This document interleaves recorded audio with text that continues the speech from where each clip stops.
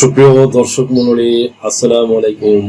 আমি advocate Mohammad Belayet Hossain, Bangladesh supreme court member, Dhaka জজ court, Madaripur জজ court and Dhaka Texas bar association.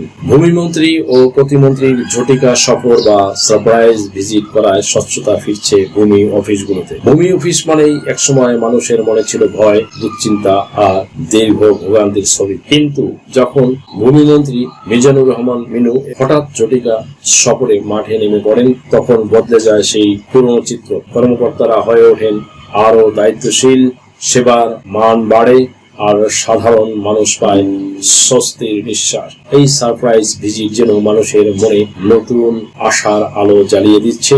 ভূমি সেক্টরের স্বচ্ছতা আর জবাবদিহিতার এক নতুন অধ্যায় শুরু হচ্ছে। সুপ্রিয় দর্শক মণ্ডলী, ভূমি সেবা নিতে গিয়ে মানুষের চোখে যে হতাশা আর কষ্টের ছাপ দেখা যেত, তা ধীরে ধীরে বদলে যাচ্ছে। কারণ ভূমি মন্ত্রণালয়ের নেতৃত্বে যখন ভূমিমন্ত্রী এবং ভূমি প্রতিমন্ত্রী আকস্মিকভাবে বিভিন্ন অফিসে হাজির হচ্ছেন, তখন সিস্টেম নিজেই যেন সচল হয়ে উঠছে।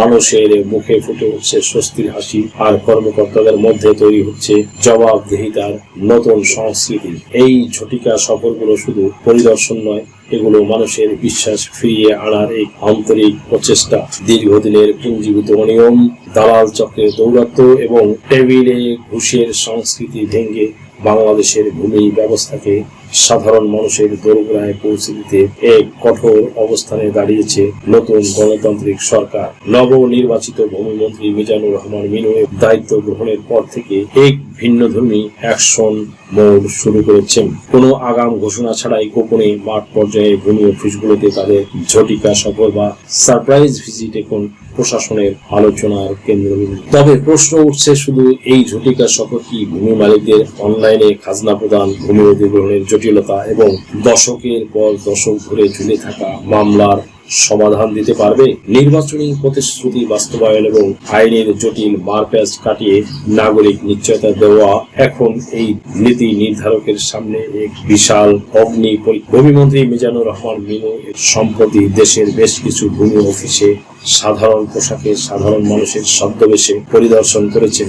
এই পরিদর্শনের মূল লক্ষ্য ছিল কর্মচারীদের উপস্থিতি, ফাইল নিষ্পত্তির গতি এবং সেবা গ্রহীতাদের সাথে আচরণের প্রকৃত চিত্র দেখা। এই ধরনের আকস্মিক পরিদর্শন মাঠ পর্যায়ের কর্মকর্তাদের মধ্যে একটি ভীতি তৈরি করেছে, যা সাময়িকভাবে কাজের গতি বাড়ালেও দীর্ঘস্থায়ী সংস্কারের জন্য এটি পর্যাপ্ত নয়। মন্ত্রী মিজানুর রহমান মিনু স্পষ্ট জানিয়ে দিয়েছেন, ফাইল আটকে রেখে মানুষকে হয়রানি করার দিন শেষ।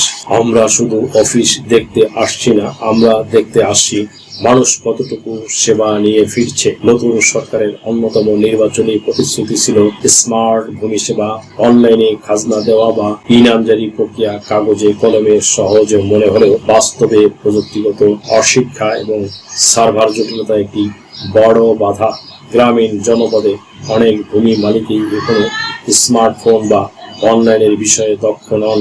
এর ফলে তারা তথাকথিত কম্পিউটার দোকান বা নতুন ধরনের ডিজিটাল দালালদের খপ্পরে পড়ছেন। সুপ্রিয় দর্শক মণ্ডলী, অনলাইনে আবেদন করার পরও অনেক ক্ষেত্রে সশরীরে তহসিল অফিসে ডাক পড়ে, যা দুর্নীতির সুযোগ খুলে দেয়। এই আইনি জটিলতাগুলো চিহ্নিত করেছেন তিনি। নির্দেশ দিয়েছেন যেন প্রতিটা ইউনিয়ন ভূমি অফিসে ডিজিটাল হেল্প ডেস্ক থাকে এবং মানুষ যাতে সরাসরি সরকারি কর্মকর্তাদের কাছ থেকে ফ্রি সেবা পায়। বাংলাদেশের প্রেক্ষাপটে ভূমি অধিগ্রহণ, ল্যান্ড অ্যাকুইজিশন সবচেয়ে জটিল ও স্পর্শকাতর বিষয়। মেগা প্রকল্পগুলোর জন্য জমি দিতে গিয়ে সাধারণ মানুষ অনেক সময় ন্যায্য পাওনা পান না, আবার পাওনা পেতে গেলেও মোটা অঙ্কের টাকা ঘুষ দিতে হয় ডিসি অফিসের LA শাখায়। ভূমিমন্ত্রী মিজানুর রহমান মিনু সামনে বড় চ্যালেঞ্জ হলো এই LA শাখাগুলো সিন্ডিকেট মুক্ত করা। তিনি ঘোষণা দিয়েছেন, অধিগ্রহণের টাকা এখন থেকে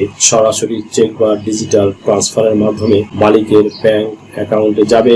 কোনো মধ্যস্বত্বভোগী এখানে স্থান পাবে না। কিন্তু এই সরাসরি পেমেন্ট সিস্টেমে নিশ্চিত করতে হলে শত বছরের পুরনো রেকর্ড সংশোধন এবং পর্চা হালনাগাদ করা জরুরি। বাংলাদেশে প্রায় 30 লক্ষাধিক ভূমি সংক্রান্ত মামলা আদালতে বিচারাধীন। একটি মামলার রায় পেতে 10 থেকে 20 বছর লেগে যায়। আইনের এই মারপ্যাচ কমানোর লক্ষ্যে ভূমি অপরাধ প্রতিরোধ প্রতিকার আইন এবং ভূমি সংস্কার আইন 2026-এর আমূল পরিবর্তন এবং দ্রুত বাস্তবায়নের উপরে গুরুত্ব দিচ্ছেন। প্রতিটি জেলায় ভূমি বিরোধ নিষ্পত্তির জন্য বিশেষ ট্রাইব্যুনাল বা কমিশন গঠনের পরিকল্পনা করা হচ্ছে, যাতে দেওয়ানি আদালতের দীর্ঘসূত্রতা এড়িয়ে মানুষ দ্রুত সমাধান পায়। সিএস বা ক্যাডাস্ট্রাল সার্ভে থেকে শুরু করে বিআরএস বাংলাদেশ রিভিশনাল সার্ভে পর্যন্ত খতিয়ানের যে অমিল তা দূর করতে স্যাটেলাইট ইমেজারি ও ড্রোন সার্ভে ডিএলএমএস ব্যবহারের উদ্যোগ নেওয়া হয়েছে। সুপ্রিয় দর্শক মন্ডলী, 2026 সালের নির্বাচনে